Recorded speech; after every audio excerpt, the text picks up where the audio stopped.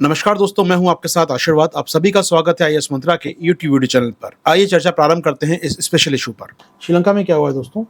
श्रीलंका में आज से कुछ महीने पहले ऑनलाइन वीजा देने की प्रणाली थी। ठीक है, ऑनलाइन वीजा दिया जा रहा था। ठीक है, पहले वहां पर तो आपको वीजा चाहिए उस देश में, क्योंकि टूरिस्ट स्पॉट है वो बड़ा। इसकी इकोनॉमी का दो ही काम है, टूरिस्ट और टी। दो चीज बेचता है। टूटी है श्रीलंका, टोटी नहीं है, टूटी है। टी को बेचता है, चाय को बेचता है, टूरिज्म को बेचता है। दो ही चीज उसके पास है बेचने के लिए देश के अंदर। ठीक है, टी और टूरिज्म। अब टी का उत्पादन कम हो गया, टूरिज्म बड़ी इकोनॉमी है, और खासकर कोरोना के बाद दोबारा उभर रही है इकोनॉमी टूरिज्म इनकी। ठीक है, अब टूरिज्म को ईजी करने के लिए उन्होंने क्या कर रखा है कुछ सालों से कि आप उतरिए कोलंबो एयरपोर्ट पर, लैंड कीजिए, वहां पर काउंटर बना है, ऑनलाइन या ऑन द स्पॉट वीजा लीजिए, यानी वीजा ऑन अराइवल बोलते हैं इसको हम लोग। वीजा ऑन अराइवल ले लीजिए एयरपोर्ट पर आने के बाद। यानी कि आप विदेशी आइए, उतरिए हमारे देश में। हमने लिस्ट बना रखी देशों की, मतलब 200 देश दुनिया में है, तो हमने कहा 150 देश ऐसे हैं जिनके नागरिक हमारे यहाँ उतरने पर वीजा ले सकते हैं।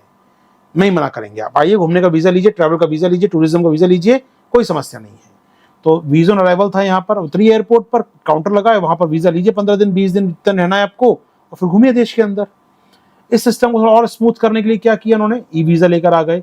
ऑनलाइन भर दीजिए, आने से पहले ही ऑनलाइन वीजा मिल जाएगा आपको। वहां पर एयरपोर्ट भीड़ भी नहीं लगानी पड़ेगी आपको। ई वीजा जो वेबसाइट थी, जो संस्था चला रही थी, वो वहां की सरकारी कंपनी चला रही थी।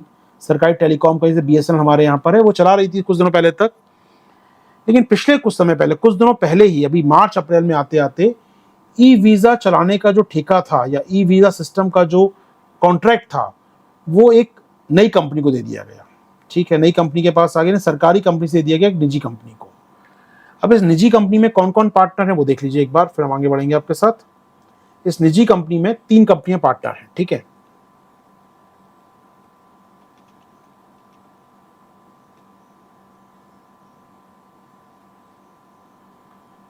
लिखा है कहीं।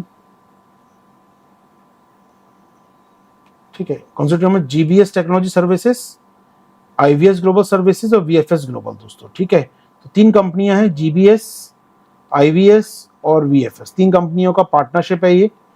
ठीक है, 3 कंपनी पार्टनरशिप करके सिस्टम को चला रही हैं। इनमें से 2 भारत सरकार की हैं, हमारी विदेश मंत्रालय की हैं, मिनिस्ट्री ऑफ एक्सटर्नल अफेयर्स की हैं। मतलब कंपनियां हमारी कंपनियां हैं जो वहां पर इलेक्ट्रॉनिक वीजा चला रही हैं। ठीक बात है।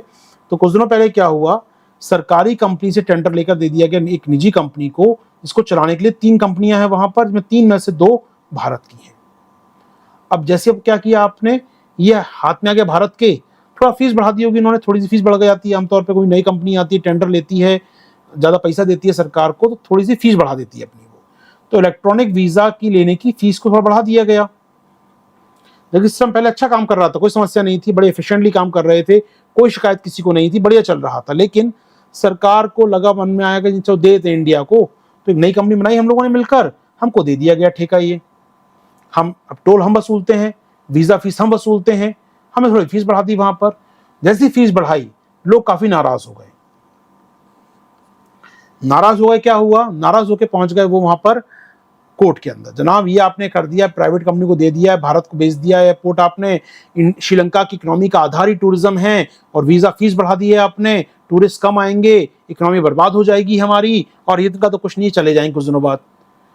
तो सुप्रीम कोर्ट ने लोगों की बातों को सुना, समझा, और सुप्रीम कोर्ट ने कहा भैया सही कह रहे हैं ये लोग, तो क्या करें हम लोग। सुप्रीम कोर्ट ने क्या कर दिया दोस्तों, सुप्रीम कोर्ट ने, श्रीलंका की सुप्रीम कोर्ट ने सस्पेंड कर दिया controversial visa process involving Indian companies. जो टेंडर दिया गया था भारतीय कंपनी को 3 महीने पहले, उसे कैंसिल कर दिया है वहां की सुप्रीम कोर्ट ने। कई जानकार मानते हैं कि चूंकि भारत ने बहुत मदद की है श्रीलंका के पिछले 2-3 सालों के अंदर, पॉलिटिकली भी और इकोनॉमिकली भी सहायता की है भारत ने, काफी वहां पर फंडिंग भी दी है, फंडिंग दिलवाई भी आईएमएफ से उनको, कहीं ना कहीं उनके यहाँ पर निवेश भी करने की बात कही है। जो स्टोरेज है वो पंप भी लीज पर लिए उनसे, काफी पैसा भारत ने दिया है। तो रिकवरी करने के एवज में एक प्रकार से भारत कुछ बार्गेनिंग कर रहा है, अपनी कंपनी को टेंडर दिलवा रहा है। ठीक है, ये आरोप है भारत के ऊपर, जिससे फीस और बढ़ा दिए लोगों ने यहाँ पर आके।